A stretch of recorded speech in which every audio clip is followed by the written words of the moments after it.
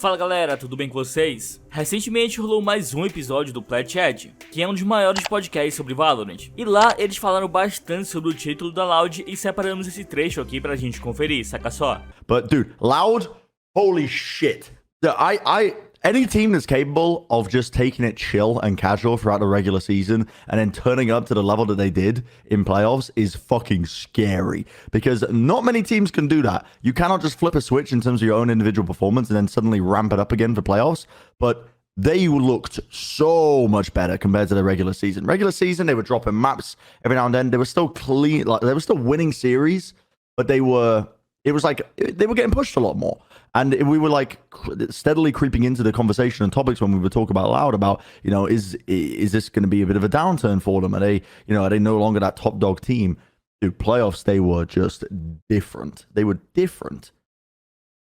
Yeah, having they're scary at the moment as well. Yeah, they're all turning up.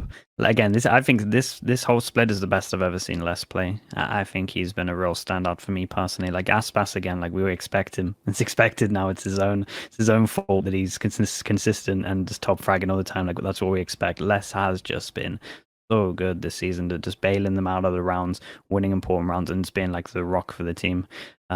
Dude, just everything about this team is good. Like they come up with new pistols every single time. They have new strats all the time. Like there's so many times where I'm watching it and I'll be like, there'll be like seven games in. I'll be like, damn, they got something new on this one as well. Like they keep bringing in new stuff.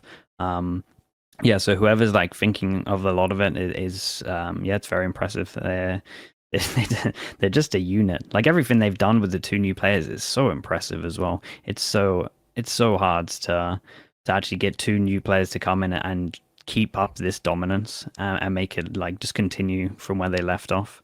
Got to be one of the favorites really. And I know a lot of people, I don't know, and I know this is like the classic of like saving strats and stuff, but honestly with how much they show and how much they keep coming up with, I honestly imagine they do have loads of new strats that they still haven't shown as well. So that's pretty exciting. One of the funnest teams to watch, honestly, for me. I like their play style. Yeah, they just didn't have to play Bind or Fracture until the very end, and then they just bring out two comps that no one expected at all. Aspas playing Neon back on the Raze, which has always just been a god on. That's what you said. You expect that from Aspas. One of the crazy stats with Les as well. I remember on during the BO5 final, Crashies had won a really crucial clutch, and I wanted to pull stats for clutch percentages to show how good he was in them. And when I got them, Crashies was at the time winning 22% of his clutches, which is really Les was winning 55%. I mean, what the fuck, dude? That's insanity. I mean, I couldn't. I'm like, I just couldn't believe it. I'm like, dude, what? I don't even. He's winning so many of them. Like you don't even realize that he's winning so many of them. It's like I don't even know when all those were happening. But that is just outlandish, man. And his lurk timings are just perfection. On Bind, he was always finding the perfect window, walking up short, getting into U-Haul, catching someone off guard on Ascent.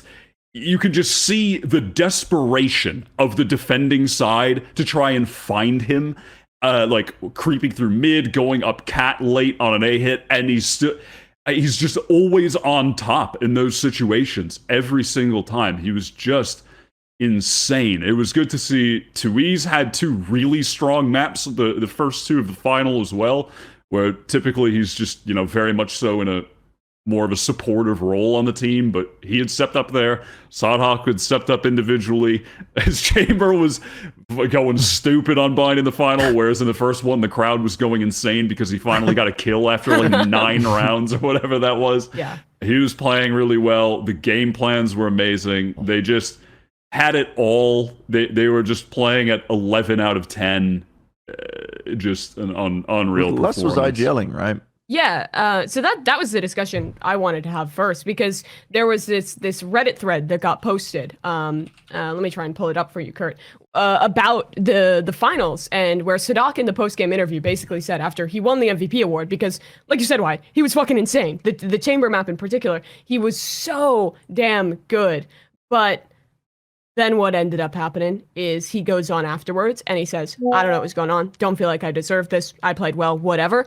And then also was saying that he's been kind of teaching and trying to like groom Les to a point where he can also be an IGL in the future. And I don't know how perfect the translation is between Portuguese and English. Different people kind of interpreted this as like he was doing most of it. I think the more common interpretation that I saw was that he was picking up a lot of the mid-rounding, which to me would make a lot of sense considering the role that he plays on the team, particularly on their attacking sides.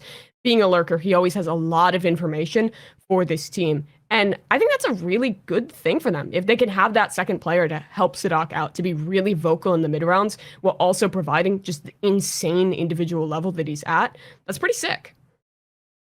Yeah, I think it's just like it's just another thing that they can have to fall back on and rely on. It again, it's like you're saying, if you have someone that's lurking that is just knows how to IGL, can just work out the timings, work out the calls, and be like give the information to the rest of the team, and isn't scared to just be like, yep, I have a good read into this. Like you all come back here or whatever. Like I've made some space. Like it's so nice to see. So yeah, I wasn't. That's kind of like what you're saying. I wasn't entirely sure about the interpretation of how to take it, but no matter what, if you have two people.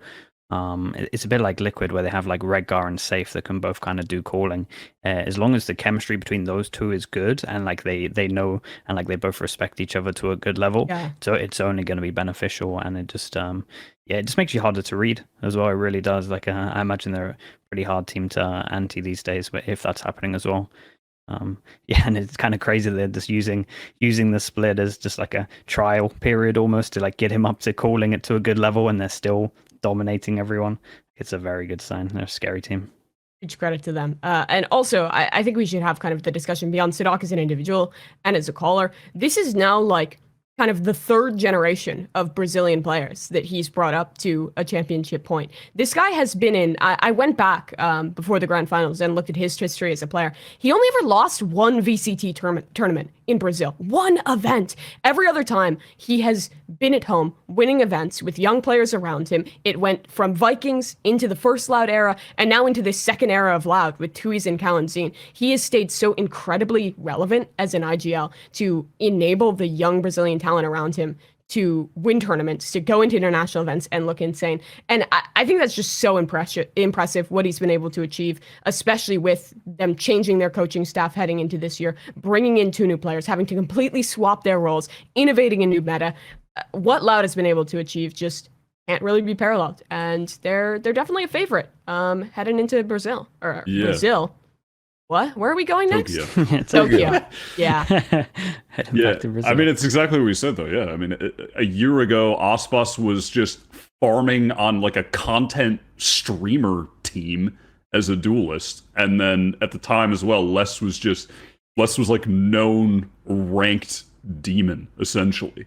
And they brought them in with the experienced guys. And now they're the experienced guys. And it's Tuiz and Kalanzine who are, getting fully up to speed, acclimated to the top level, and they're there. I mean, they've done it. It's incredible. Mas e aí, qual a sua opinião sobre o que foi falado? Deixa aí nos comentários, deixa também aquele like, se inscreve no canal para não perder nada. Aquele abraço e até o próximo vídeo.